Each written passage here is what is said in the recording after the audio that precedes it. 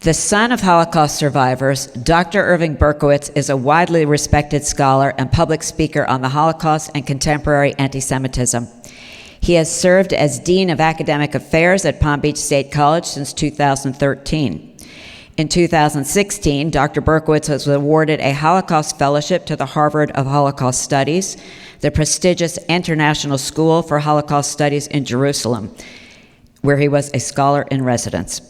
In 2018, Dr. Berkowitz completed a fellowship as a scholar in residence at Oxford University's renowned Institute for the Study of Global Anti-Semitism and Policy, with a small group of the brightest minds in the world devoted to advancing our knowledge of the roots and ramifications of global anti-Semitism.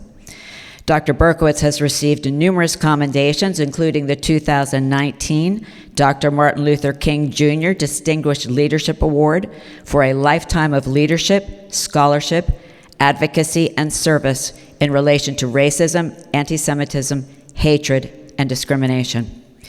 A towering figure in his field, we are so proud to have him as part of our advisory board.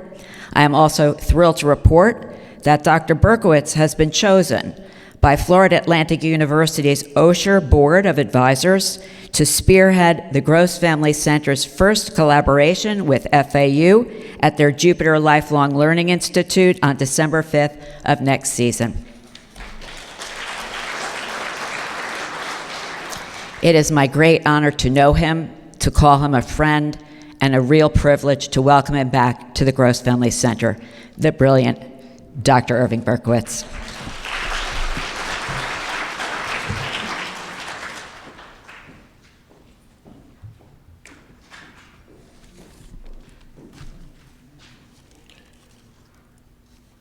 Good morning, everybody. Can you hear me? So, before I begin today's very difficult lecture, this I want you to know. The lecture you're about to hear is one that I've been working on for more than a year. More than a year I've spent researching the underlying ideology, the ideology that is the glue that binds the ideas and beliefs of the Nazi regime with the policies it adopted and the actions that it took to exterminate persons with disabilities, to sterilize people with mental illness, people that were defined as unworthy, and of course, to murder Jews, gypsies, and others that they defined as Untermenschen, subhuman. Before I get into this talk, though, I too want to acknowledge the great work of the Gross Family Center for the Study of Antisemitism and the Holocaust.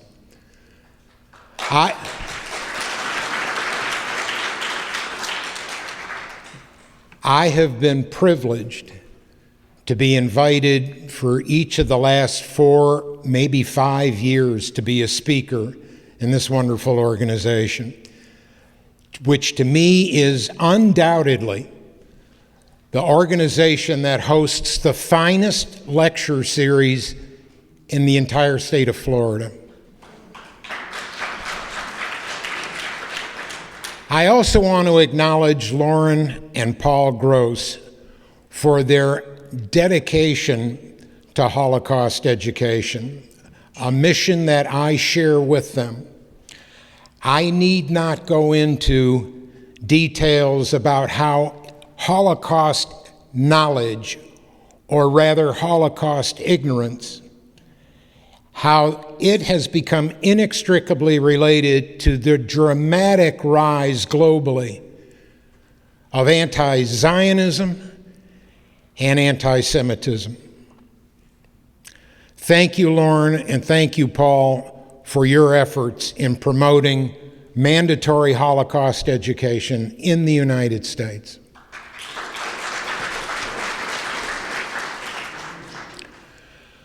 Also, before I begin, I want to take a moment, for me personally, a difficult one.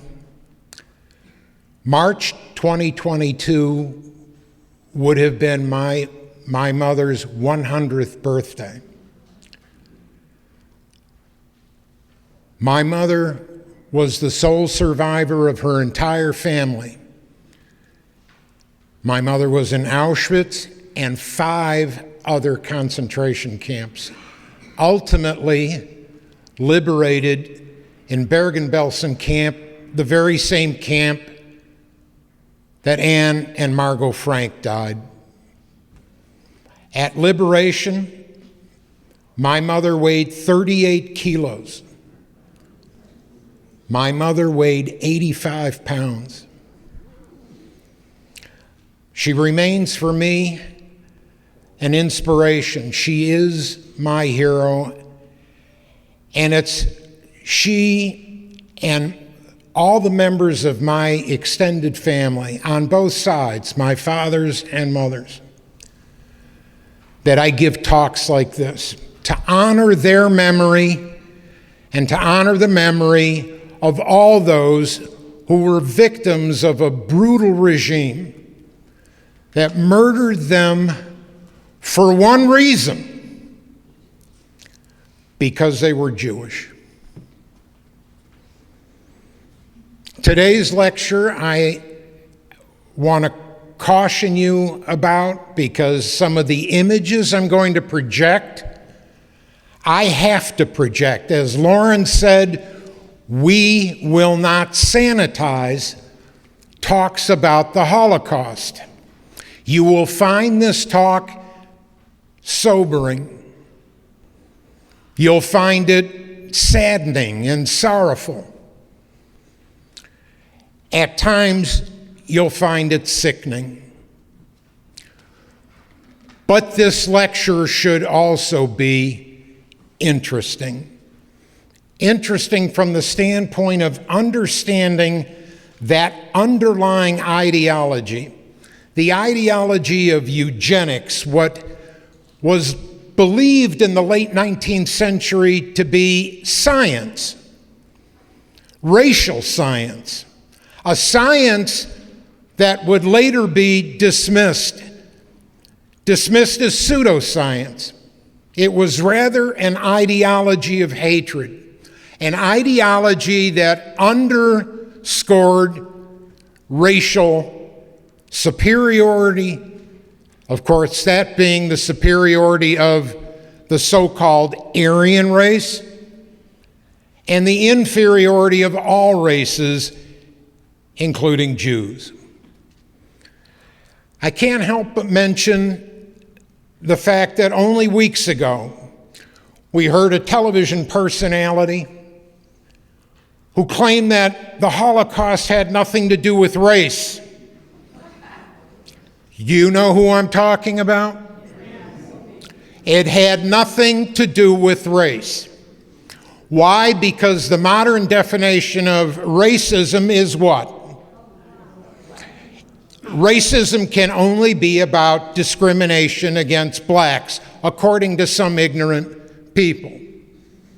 But of course, we know that Jews were considered a race, considered an inferior race, inferior, unfit, undesirable, and unworthy of living.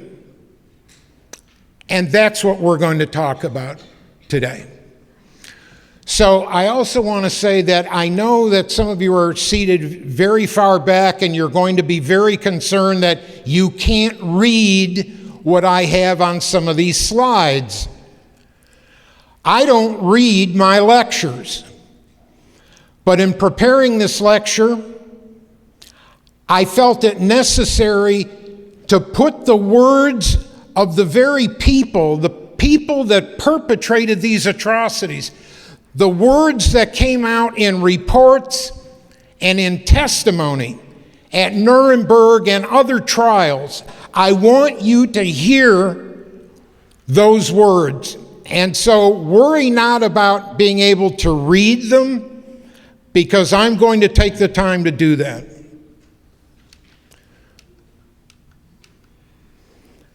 Let's just quickly go through some of these saying, some of them are my own, some not.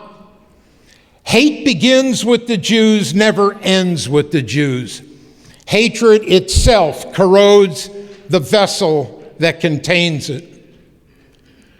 Brutal regimes like the Third Reich enable evil people to do evil things, but the question for you is, can brutal regimes actually make good people do evil things? I want you to contemplate that question. Those that can make you believe absurdities can also make you commit atrocities.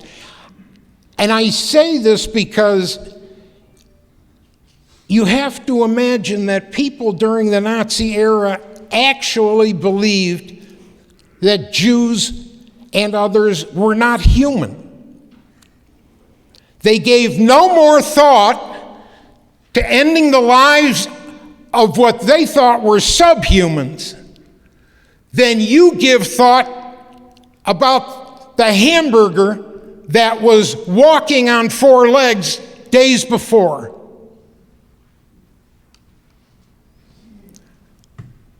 And of course, this famous quote from Joseph Stalin, when you think about the fact that 6 million Jews perished, who can wrap their minds around that number?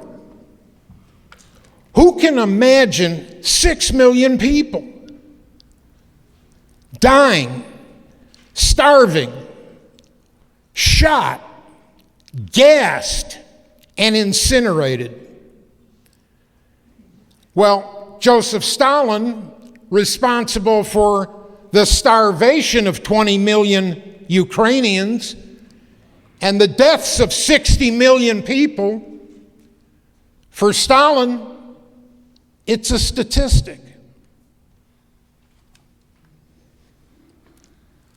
Ladies and gentlemen, since the end of the Holocaust in 1945, there have been 90 genocides. Do you hear me? 90 genocides. What have we learned? What did the Holocaust teach us?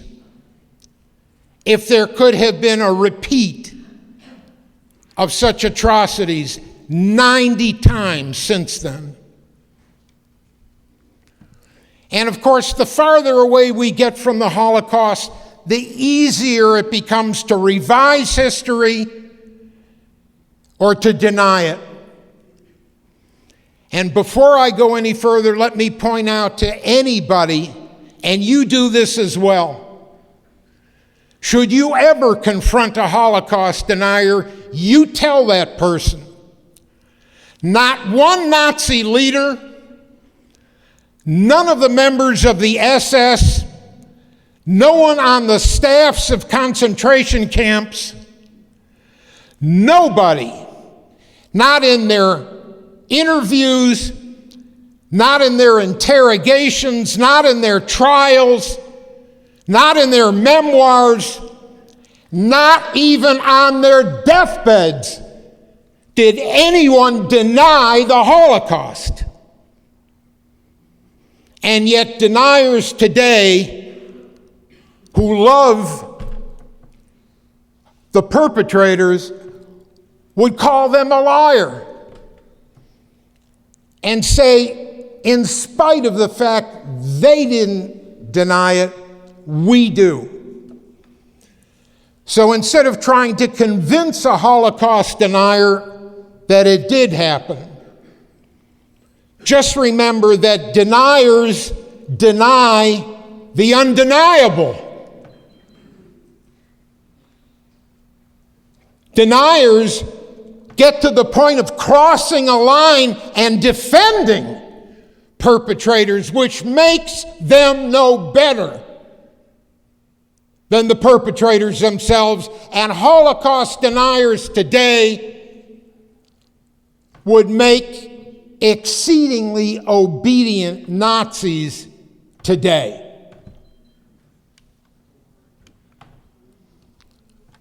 As to Holocaust denial, For people like me who speak the truth, the further a society drifts from the truth, the more it will hate those who speak it. George Orwell. And Werner Herzog, famous filmmaker. Dear America, you are waking up as Germany once did to the awareness that 1/3 of your people would kill another, and 1/3 of your people would watch.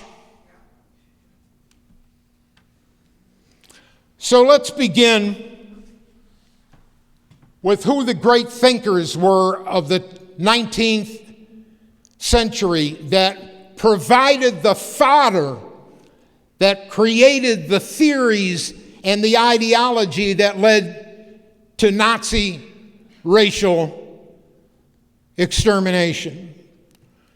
The concept of eugenics, and by the way, I want you to know you should all have a copy of a glossary of terms. How many of you have that in front of you?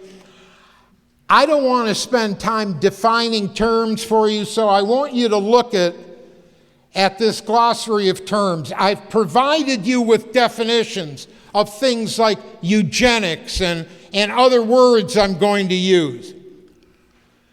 The father of eugenics is a guy by the name of Sir Francis Galton, coined the term in 1883. And Francis Galton, like several of the other people I'm going to mention, were what they call polymaths. How many of you have ever heard of the word polymath? Okay, what is a polymath? A polymath is someone who has exceptional knowledge in a multiplicity of fields. Knowledge that they combine, usually integrate into a singular focus. Someone like Francis Galton, he was a cousin of Charles Darwin.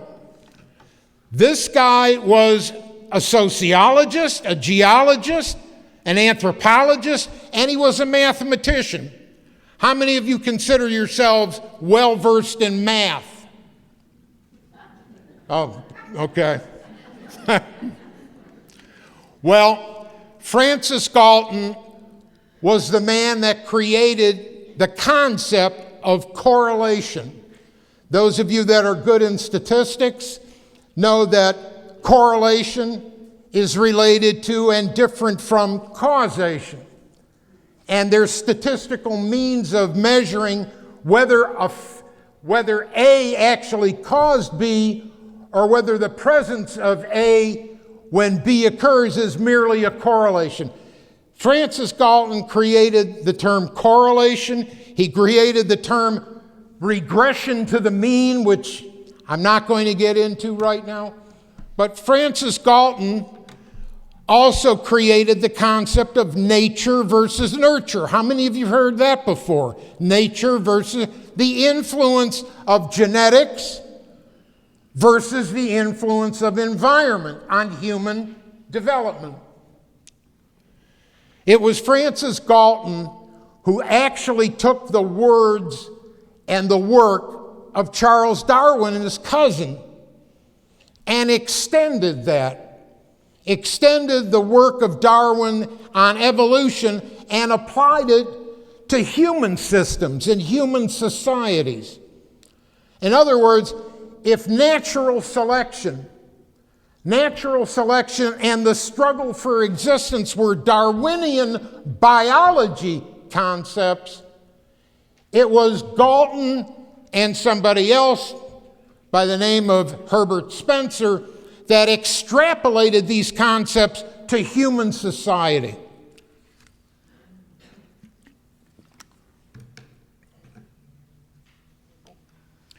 So here you have three other polymaths, three of the great thinkers of the 19th century. Herbert Spencer. How many of you ever heard the name Herbert Spencer? Okay, very few of you. How many of you have ever heard the phrase survival of the fittest? Well, yes. It was not Charles Darwin that invented the phrase survival of the fittest. It was Herbert Spencer.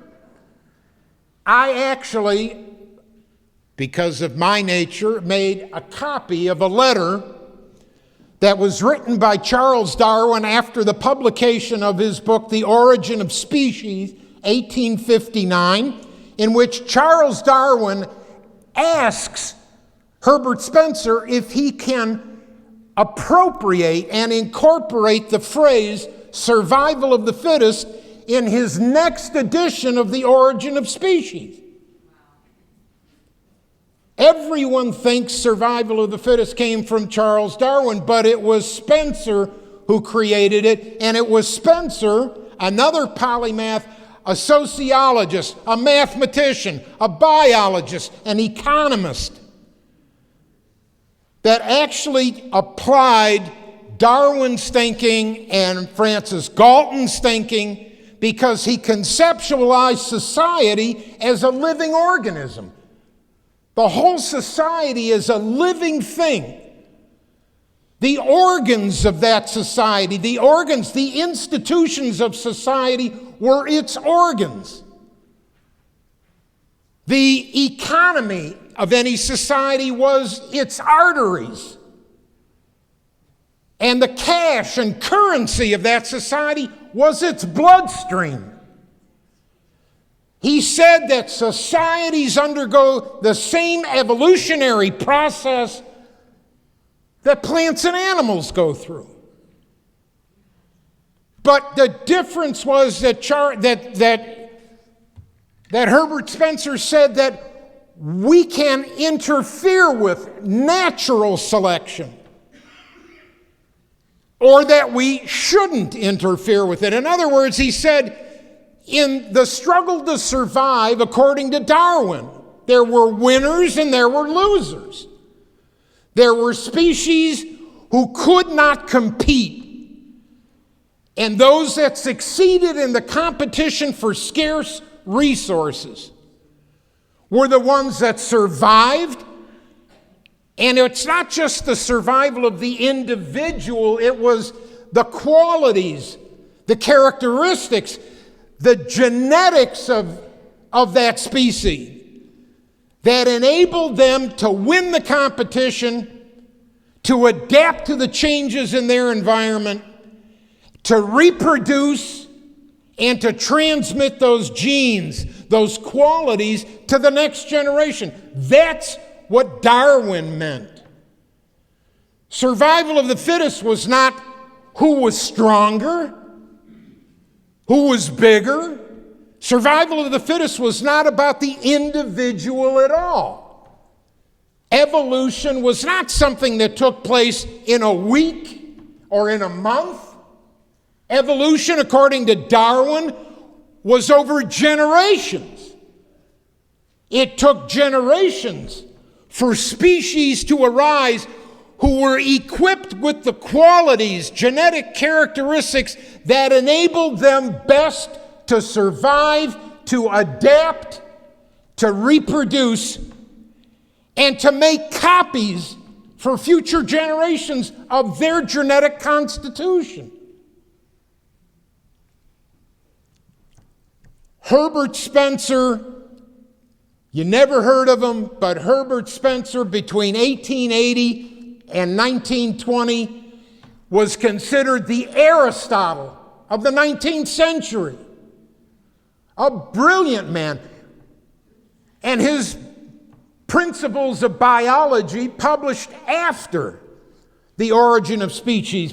Principles of Biology, I believe, was published in 1864.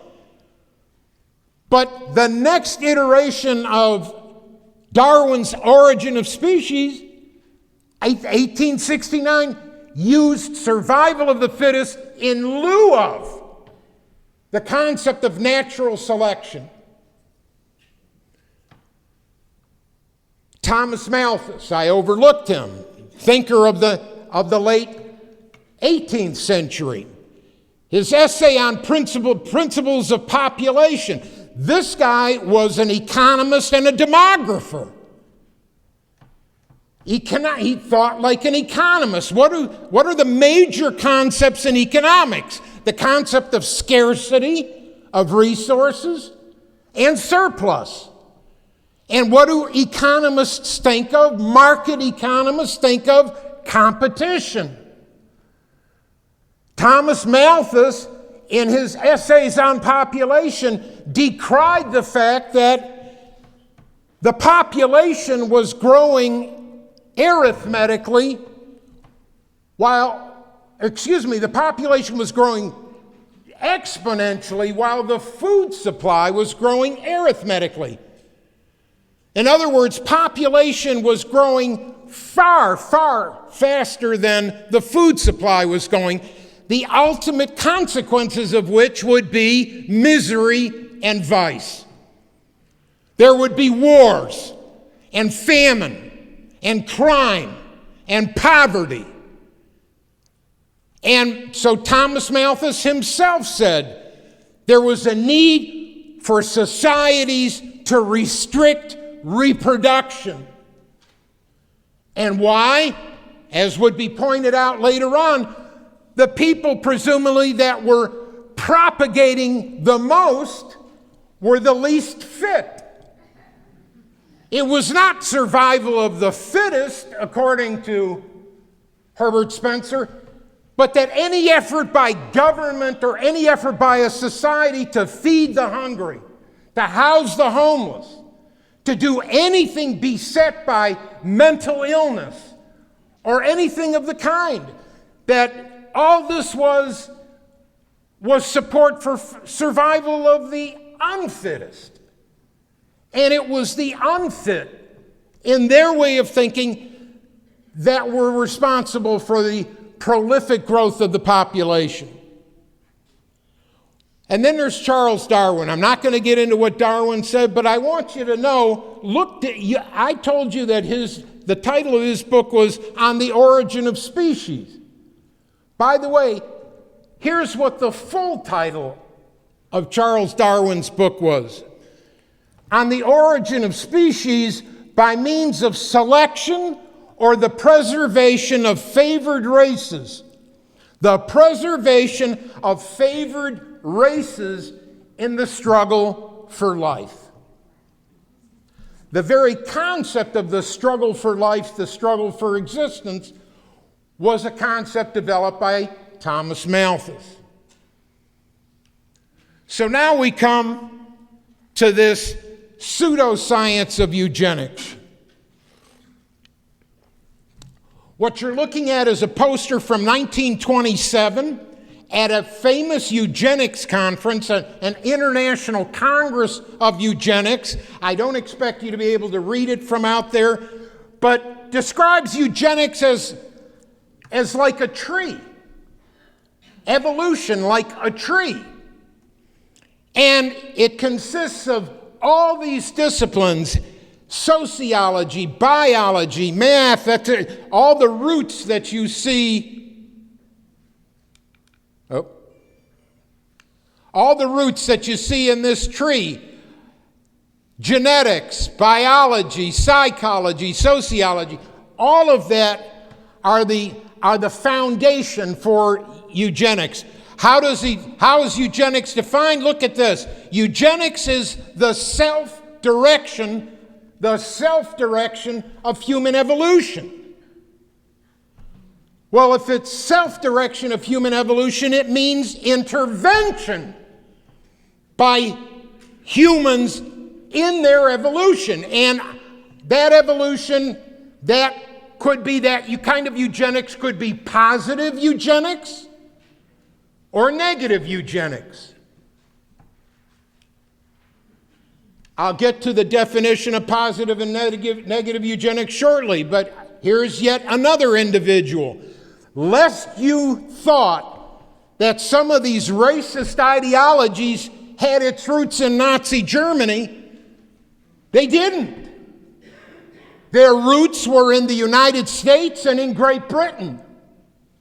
and one of the foremost advocates of sterilizing the unfit, the unworthy,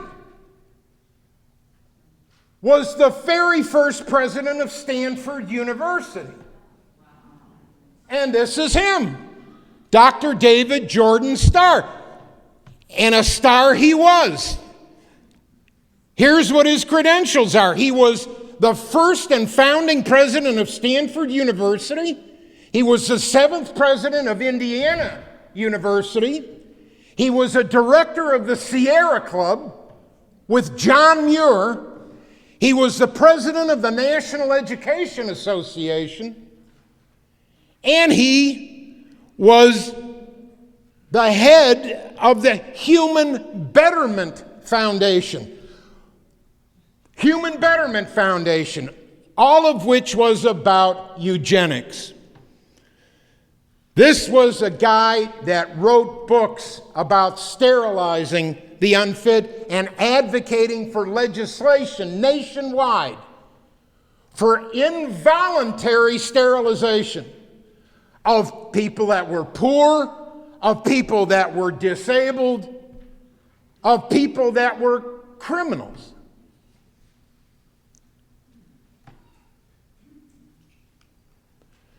And so here's where the marriage of eugenics and Nazi racial ideology come together. Hitler himself,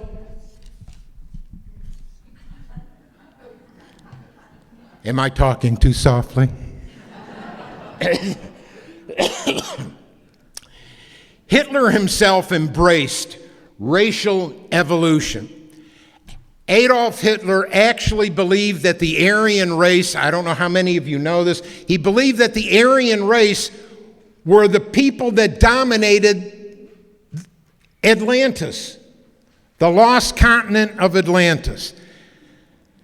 He actually believed that Aryan superhumans won the competition as Cro-Magnon people who defeated the Neanderthals. Because Cro-Magnons were discovered in Germany, he actually thought that made them German. He believed this. But remember now, Adolf Hitler, he wanted to re-engineer German society. He had a vision that the Cro-Magnons, the ancient Aryans who dominated Atlantis, that the Germans of the past should become the Germans of the future. He embraced this ideology of a racial utopia, meaning what? That not only would the inferior have their reproductive capabilities regulated, but in certain instances they would be exterminated. Not all. Why? Because in his utopia, there were those other inferior races that could be enslaved. And so his racial ideology was not merely sterilization. It was not merely extermination. It was also enslavement. And by the way, Adolf Hitler praised America for becoming the model for the Nuremberg laws. The Nuremberg laws that redefined German citizenship. Jews and others by blood could not qualify as German citizens. And who did he look to for that inspiration? America, because of the Jim Crow South. We did it there.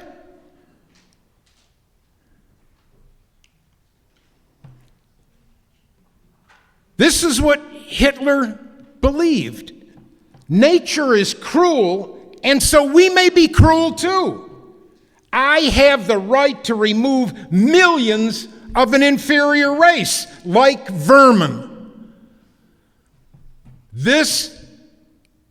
These are the words of Adolf Hitler. I have the right to remove millions of an inferior race, like vermin. So I want to read this to you because this is These are the words of Adolf Hitler. I know you can't read it back there, but I don't want you thinking these are Dr. Berkowitz's words. This is what Hitler himself said.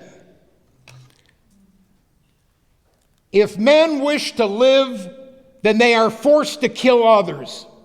The entire struggle for survival, the struggle for survival coming out of the works that I mentioned to you, the entire struggle for survival is a conquest of the means of existence, which in turn results in the elimination from those same sources of subsistence. One is either the hammer, listen to this, one is either the hammer or the anvil. We confess that it is our purpose to prepare the German people again to play the role of the hammer. So, I talked to you about positive eugenics and negative eugenics. What could that possibly mean? Well, what was happening in Germany at the time? Well, at some point during the war, Germany was losing a lot of soldiers, men, Aryans, model Aryans. And so, actually, during the war, Germany created a program that paid for Aryan women to have children, even out of wedlock. They created homes for them. They shielded them from the stigma of being an unwed mother. Why? Because they had to grow the population of Aryans because, first of all, there were so many abortions, 100,000 abortions in Germany every year. And secondly, because of the loss of soldiers during the war. So positive eugenics were taking the model superior Aryans and promoting and rewarding their propagation. And in the course of that Lebensborn program, there were close to 20,000 children that became Lebensborn children. And well, so where did the men come from? The SS was encouraged to go to these places and to mate with the women. This was a way of growing the population of Aryans, but if you're going to increase the population, you have to have a place to put them. So part of that policy and philosophy became Lebensraum, living space. This is what motivated Hitler to invade, or I should say occupy, Austria. Although you'd hardly believe it if you watch Germans in the Anschluss, the invasion of Austria in 1938. The Austrians welcomed them with open arms. There's still this debate about whether or not they were occupied or whether Austria was always an ally of Germany. Well, it was Austria, 1938. It was Poland, 1939. It was Czechoslovakia. It was the Netherlands. And eventually it became the prize, the brass ring, which was Russia. The largest landmass on earth of any country. Russia, believe it or not, from one end to another, Russia spans 11 time zones. 11 time zones. 12, I stand corrected. So that's what was the purpose of expropriating the space. To continue to grow the Aryan race. And that's what positive eugenics was about. And, oh look, for the women that gave birth to 8 children, they got the gold cross. For women that gave birth from 6 to 8 children, they got the silver cross. and for 4 or more children, they got the Bronze Cross.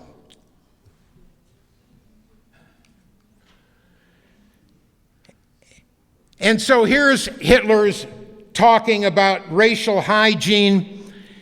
He said that he thought that racial hygiene will appear as a deed that's greater than any war victory. Germany must set race, the Aryan race, at the center of all life. It must do whatever it can to keep it pure. But this is where now negative eugenics comes in, because negative eugenics is now about removing, restricting the reproductive rights of others.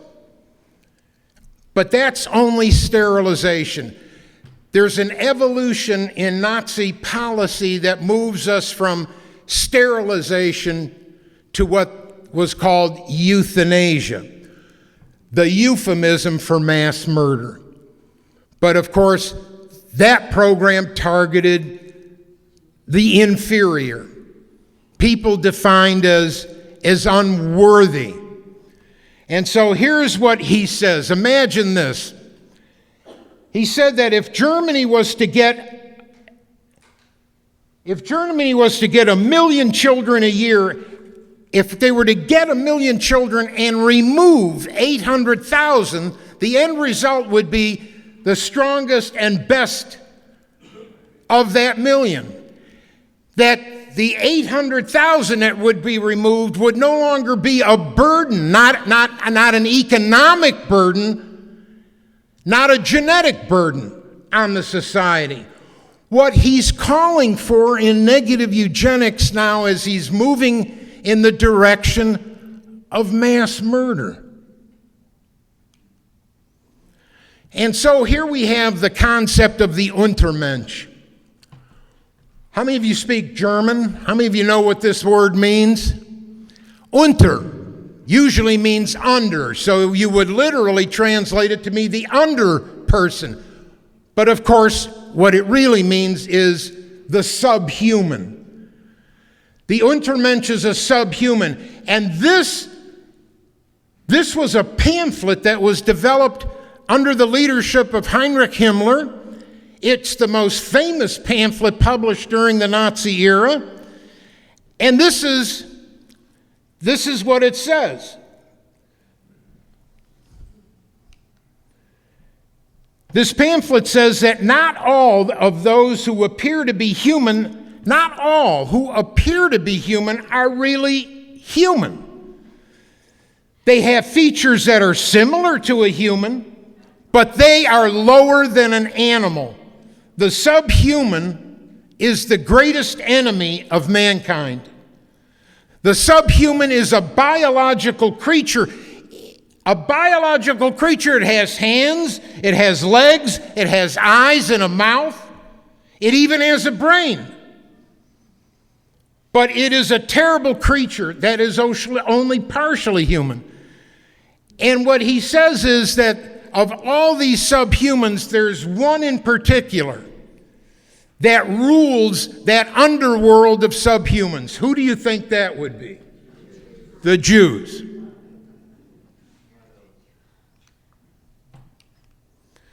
So, how many of you have heard of Erik Erikson, regarded as one of the 20 greatest psychologists of the 20th century?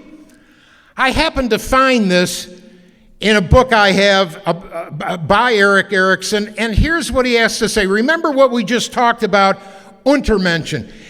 And remember that people at the time were actually led to believe that types like me, and I admit I may not look as human as some of you, but that people actually believed that Jews and gypsies and others were not human.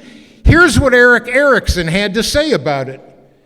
He said, people lose the sense of being one species and try to make other kinds of people into a different and mortally dangerous species, one that isn't human.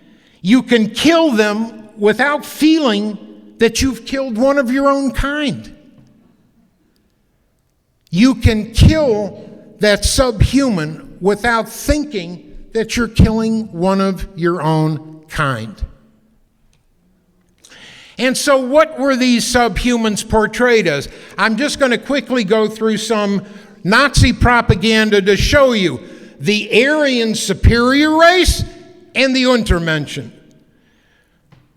Obviously, the person on the left is not Jewish, but the person on the right is, of course, the money-hungry communist Jew. Here's another piece of propaganda. This presumably is a slide with Jewish blood, and what you see in those circles up there, right around here, you see little triangles that are representing homosexuals. You see those hammer and sickles that represent communists. You see dollar signs. Jews, Jewish blood is like lethal poison. This is what the society was fed.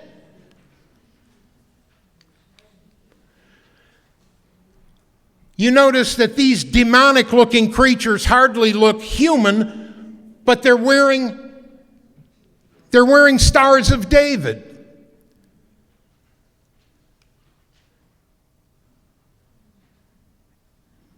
And look, there's a difference between disliking somebody and hating somebody. There's a difference between simply being bad and being evil. Do you want to coexist with evil? What do you want to do with evil? What do you want to do with demons? You want to eliminate them.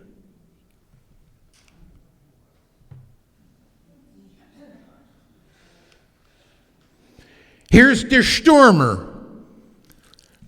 By the way, at the bottom of this is an everyday German publication, Die Juden sind unser Unglück. You know what that means? The Jews are the cause of your misfortune. Die Juden sind unser Unglück. Every day in the newspaper, this was at the bottom of the paper. But look at this picture. These are Jews that are extracting the blood of children. Remember that trope? Isn't that supposed to be the way Jews make matzah?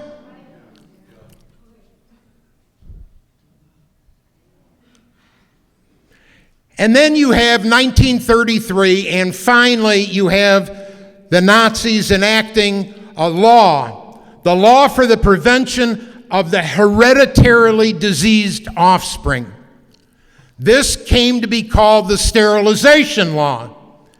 And to implement this law, they created courts with 3 people, a judge and 2 doctors. And any one of you that knew of somebody else that had a child that was disabled or somebody with a disability living in your home, you could report them. And they would be brought before this court, and this tribunal of 3 people would decide whether they should live or die. They were sterilized, but secretly, many of them were euthanized. And of course, the record on the cause of death was falsified. They might have been injected with a lethal poison, but the cause of death was pneumonia. Because God cannot want the sick to reproduce. This is what was fed to German society for years. This is another famous propaganda piece. The less worthy are increasing faster than the healthy. Didn't I just say something about that about 20 minutes ago?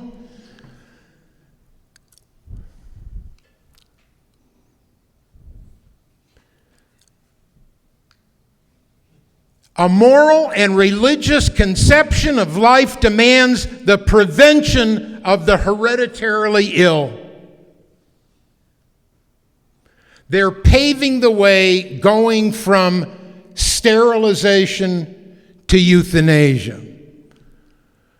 So, I told you that, and here's where I'm making a shift. We're going to the United States, 1927. The case of Carrie Buck in Virginia. Virginia enacted a law in 1927, the law that could permit the state to sterilize anyone in a public institution. A public institution like a mental hospital, a psychiatric hospital, or in this case, the Virginia colony for epileptics and the feeble-minded. 1927, and Carrie Buck, whose mother was already committed to this institution because she had 4 children out of wedlock, Carrie Buck, at age 17, is raped by a relative. She becomes pregnant, and the child is taken away from her. Nobody knows what happened to that child. The child's removed from Carrie Buck, the 17-year-old right there. And Carrie Buck is now told she's going to be sterilized by the state of Virginia. She files a lawsuit, and the United States, it goes all the way up to the United States Supreme Court, is now having to set a legal precedent permitting the compulsory sterilization of somebody defined as feeble-minded, as an imbecile, as an idiot. These were the words they used. And here you have the famous Oliver Wendell Holmes, United States Supreme Court Justice. Holmes served until 1933. Ladies and gentlemen, I want you to listen. Oliver Wendell Holmes wrote the majority opinion. This case was decided in Carrie Buck versus Bell. Bell was the superintendent of that Virginia colony. And here's what Oliver Wendell Holmes wrote for the majority. Listen carefully. It is better for all the world if instead of waiting to execute degenerate offspring for crime or to let them starve for their imbecility, that society can prevent those who are manifestly unfit for continuing their kind. This law prevents the nation. This law prevents the nation from being swamped with incompetence. 3 generations of imbeciles are enough. The majority opinion in the United States Supreme Court.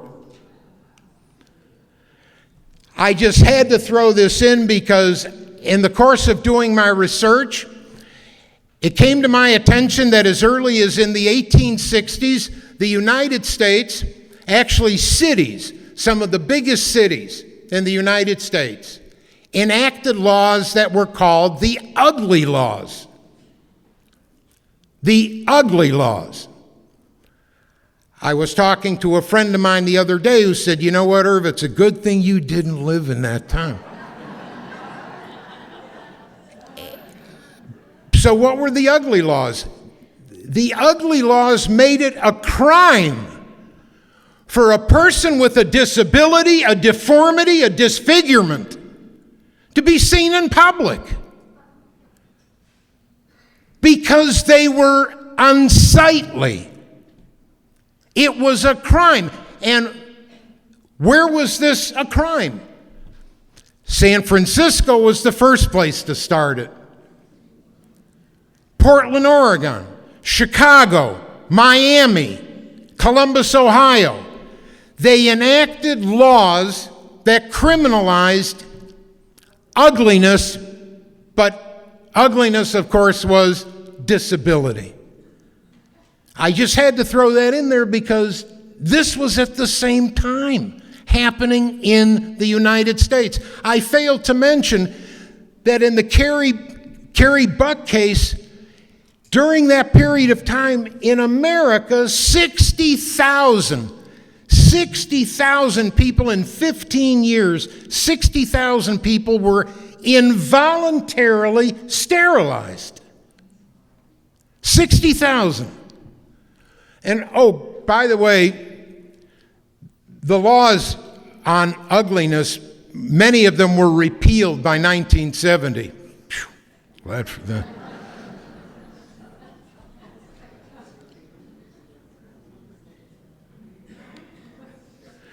Well, that was 1933. Now we come to the next stage of eugenics, the enactment of the Nuremberg laws. I'm really not going to spend a lot of time about those. I think you know the Nuremberg laws redefined German citizenship. It prevented Jews from continuing to work in public service. Doctors were let go, teachers were let go, professors were let go.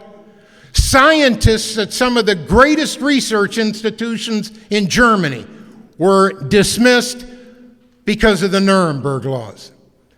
And one of those Nuremberg laws actually were a series of laws, and one of them was, of course, the famous law of the marking of Jews. If you wondered where did the concept, the idea come from, you should know that Jews were required to wear yellow stars in the Middle Ages. This was not an invention of the Nazis. But this was part of the Nuremberg law. Every Jew had to wear a badge that identified them as Jews. And the sad thing was that there were little children that walked around, Jewish children, and they were proud of it. They thought that was great until they saw when people would walk by and see a Jew they were kicked and slugged and beaten because there's a Jew. And these were the different badges from different countries. And here's the world reporting on Hitler deprives Jews of citizenship. Germany holds Jews hostage. The Reich places Jews back in the Middle Ages. Remember, there was that period when Jews in the Middle Ages couldn't own land, they couldn't perform in professions. Then came the great so-called emancipation.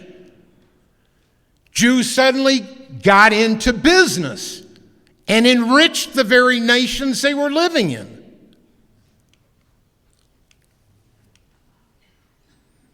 Well, now we get to the point where Hitler is not there were many who reported during the Nuremberg trials that Hitler was not a supporter of sterilization. What he really wanted were people eliminated. And so now begins the propaganda campaign for euthanasia. Remember, I put a definition in your paper there for you, but euthanasia, ladies and gentlemen, was a euphemism. It was a euphemism for murder, mass murder, on an industrial scale. But it didn't begin in concentration camps. It did not begin there. Another program preceded it, and it involved these people. It costs as much to care for one hereditary imbecile as to support one healthy family. This is all cultivating, tilling the soil to plant the seed for the society to accept and even become complicit in the mass murder of people. Life only is a burden. And here, ladies and gentlemen, I'm going to read this to you once again because this is evidence that came out in the Nuremberg trial. I don't want you to take my word for it. This is a letter from Adolf Hitler to two of his Nazi administrators who would initiate the first program of gassing, of the use of poison gas to kill people. And it reads like this: Reich leader Buhler and Dr. Brandt are charged with the responsibility for expanding the authority of physicians, designated by name, to end those patients who are considered, to end the lives of those patients considered incurable. Needless to say, the definition of incurable meant nothing, because there were kids that were murdered that were not incurable, they were incorrigible. Another chance that someone like me, a delinquent as a kid, would probably have been euthanized because I was incurable.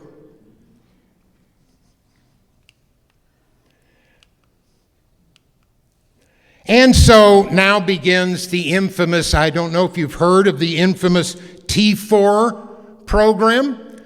T4 was nothing but the name came from the very street that it was on. This building was located in Berlin on Tiergartenstrasse. So they used the Tiergartenstrasse 4 as the name of the program. This program was the program that created euthanasia centers. Just like there were the Reinhardt concentration camps, the extermination camps developed, there were 6 killing centers where 400,000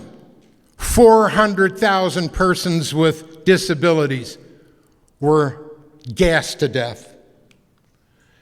These, you can't see this, but these were the centers here. There were actually more of them, but these were the primary centers all around Germany. And by the way, this program started only with Germany. This was not a program that murdered kids with disabilities in Poland or in other occupied areas. This program started with the murder of 70,000 German children. And so, where did the gas, when did the gas chambers start? Well, they didn't start as stationary gas chambers. They started as, excuse me? They started by making trucks. They converted them into mobile gas wagons, they called them. And here's the guy responsible for it. This guy invented it. These are actual pictures of vans and trucks.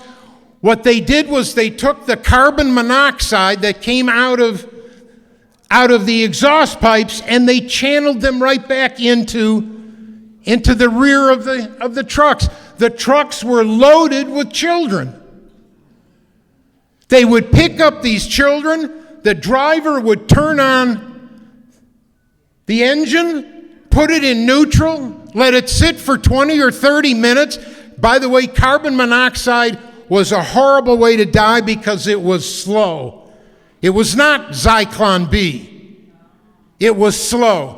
They would kill them in the back of these trucks, and the drivers would drive the trucks directly to crematoria to have the remains incinerated.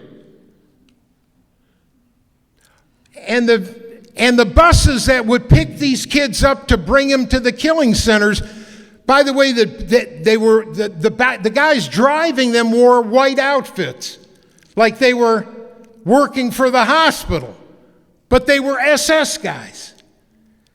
And what did they call it? They called it the charitable ambulance transport. Parents who thought they were putting their kids in an ambulance were putting them into a vehicle that took them to their deaths. And so here again, I'm just going to go through these, more of the images of the kids that were targeted in the T4 program. This is the first place, the first killing center that used a stationary gas chamber. And look at the number here. 9,700 murdered in 9 months. Brandenburg. I'm going to skip that. Here's Greifswald, the second place that used a stationary gas chamber. Look at those numbers.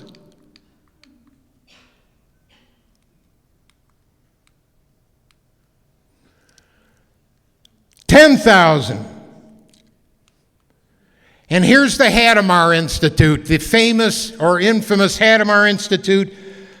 Ladies and gentlemen, this is an American soldier looking at a mass grave, multiple bodies buried in this mass grave site.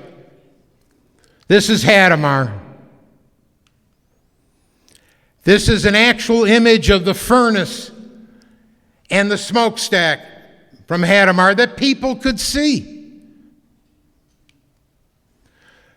This nurse, who was also right there in that picture, Irmgard Huber, she was the supervising nurse. 15,000 people killed at Hadamar, and here were the records that were used in the Nuremberg trials.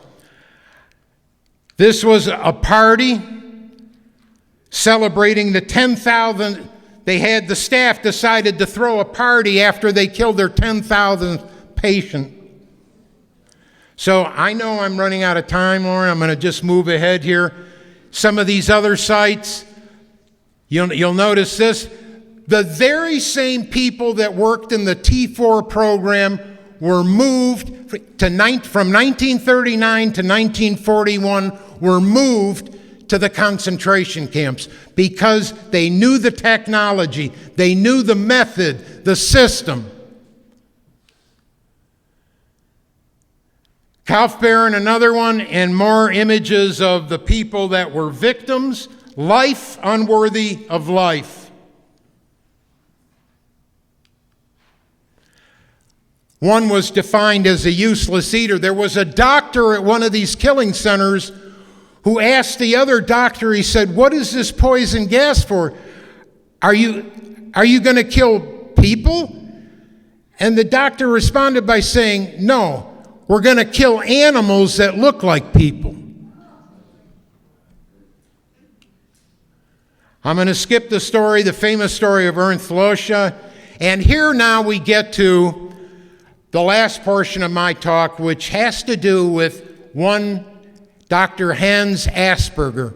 How many of you have heard of Asperger? How many of you have heard of the Asperger syndrome? Okay. Only a couple years ago did research now uncover the files, the medical records of Dr. Hans Asperger. Hans Asperger was a doctor at this clinic am Spielgrund, and Hans Asperger, it appears, was responsible for sending dozens of children to their death. There was not a doctor around that didn't know that Am Spiegelgrund was a killing center. When Hans Asperger diagnosed them as autistic psychopaths, it was his pronouncement of a death sentence. And here, by the way, outside of Am Spiegelgrund today is this memorial that says, "Never forgotten, in memory of the children and adolescents who fell victim to the euthanasia, life unworthy of life program in a children's hospital." This is Asperger. I could read to you, but this is actually comes out of the book that was written about Asperger's children, mentioning the fact that the evidence is irrefutable. Hans Asperger was an opportunist. Hans Asperger embraced Nazism. Hans Asperger, while Jewish doctors were being dismissed from these facilities because they were Jewish, Hans Asperger was able to be promoted because they were dismissed. I'm going to skip that. These are pictures of Asperger with the rest of the staff. I want you to take a look at this guy right here, because he's the one right there. They found in this guy's office the brains of 800 children. The brains of 800 children. And what I want you to understand, that it was not just in this T4 program. The complicity of the medical establishment in Germany was irrefutable, and their involvement was enthusiastic. For doctors, children, prisoners in concentration camps were an endless supply of lab specimens.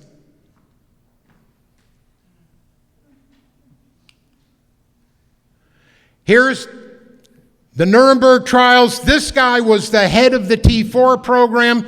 He ended up being hanged, only age 44. Here was the guy that was second in command, Philip Buehler. I read you the letter that Hitler wrote was addressed to this man. And after T4, this man was sent to the office of Adolf Eichmann to work in the concentration camps. Philip Buehler. He committed suicide. Victor Brack, he was also hanged. He was the third in command. This is a doctor who was one of the great, almost internationally renowned sports physicians. His specialty were breaking the bones of prisoners to see how much pain they could tolerate. He was the one that had legs and appendages amputated to see if they could be transplanted. This was a gynecologist, Dr. Karl Klauberg. His specialty was finding the most efficient way to sterilize women. And he did. Through intensive radiation, he would focus radiation beams on women's uteruses, most of whom didn't survive. But look at what he said. He said, one doctor with 10 assistants should be able to conduct sterilization of a few hundred, perhaps even a few thousand Jews in one day. This guy, he went to trial in Russia. He spent 5 years there. He came back to resume his practice in Germany. Most of the doctors that I'm talking about never were held accountable. They spent the rest of their lives practicing medicine. If they were sentenced to 20 years, they served 3. I'm going to skip now to the very end because there's one important part I want to end. Oh, these were the experiments. Let me just go through these, I guess you should know. What kinds of experiments did they do? They put people in water, in freezing water, and kept them submerged until the very moment they died, to see what level of tolerance they could maintain. Here was a high altitude experiment. In other words, they put them in pressure chambers, low pressure chambers, because presumably they wanted to find out at what elevation, at what altitude a pilot could eject from his plane. This was a starvation experiment. At what point, when the experiment started, to the point at which life left them. Okay, those are the appendages that were taken. And so, finally, and this is the end, give me 5 more minutes, ladies and gentlemen, there was the Kaiser Wilhelm Society for the Advancement of Science. I wish I could have spent more time talking about this. The Kaiser Wilhelm Society was founded in 1911. And, by the way, from 1911 until its name was changed in 1948 to the Max Planck Institute, the Kaiser Wilhelm Society employed some of the most renowned scientists of the 20th century. Niels Bohr, Max Planck, Albert Einstein. They employ, and as a matter of fact, they had 22 Nobel laureates working for the Kaiser Wilhelm Society, many of whom, not all, many of whom were Jewish. As a matter of fact, Max Planck was 1/16 Jewish, and he made sure he let them know that he was not Jewish. But all of the Jews, by 1933, 104 Jewish scientists were let go by the Kaiser Wilhelm Society. The Kaiser Wilhelm Society is an umbrella research institution, and they had 30 institutes, one of which was the Institute for Brain Research. But all of these, the Institute for Anthropology, Human Heredity, and Genetics, all of these institutes receive parts. They receive defleshed skeletons from the concentration camps. The scientists were complicit in this. This is where Joseph Mengele sent his specimens. The Kaiser Wilhelm Society. And when all these Jews, some of those scientists died in concentration camps. But of course, now the Allies come in, it's 1945. The president of the Kaiser Wilhelm Society knows that he will be tried for war crimes, and days before the Americans arrive, the president of the Kaiser Wilhelm Society commits suicide. Well, all right, 1948 comes, and now Kaiser Wilhelm Society decides it's going to change its name. It's going to honor its most famous employee, Max Planck. It becomes the Max Planck Society for the Advancement of Science. Today, it is the foremost research institution in the world. It has a total of 37 Nobel laureates. It has 81 research institutes. And it's the Kaiser Wilhelm Society that becomes the Max Planck Society. Max Planck decides in 2007 that it's finally going to do a history of its predecessor, the Kaiser Wilhelm Society. It does that, and it comes to the conclusion that the scientists did more than drift ethically. They committed war crimes. This is the Max Planck Institute hired renowned historians to investigate this. So after 10 years of researching its predecessor organization, it comes up with all these findings. And one is it starts investigating what happened to the 104 scientists who were dismissed. In the end, the Max Planck Society says it's not enough for us to research what happened with our predecessor organization. It just announced that it's now doing research from 1948 to the present day of the history of the Max Planck Society. And just so that you know, because you must know that in our backyard there is a Max Planck Institute right there in Jupiter. It's the Max Planck Institute for Neuroscience. And it is part of the Max Planck Society for the Advancement of Science. And I think at that point, ladies and gentlemen, I'll bring this talk to a conclusion.